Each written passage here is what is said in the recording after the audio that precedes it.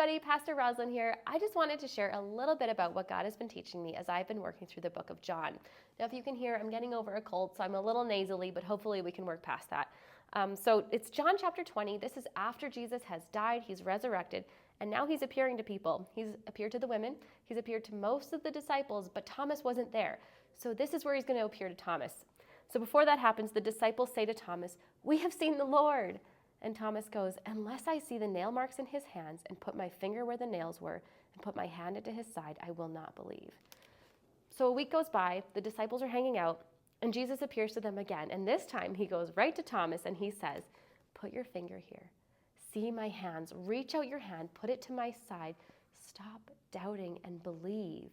And Thomas said to him, "My Lord and my God." I think this passage is so cool because I feel like a lot of times when we have doubts or questions or unbelief, we feel like we can't say it to God. We sort of just sweep it under the rug and we're like, "I don't know. I don't think I can ask that question out loud."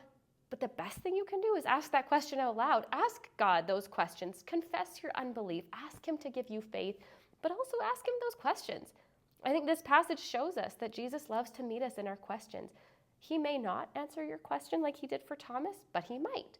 But what I do know is that he loves to talk to his children, so you can ask that question.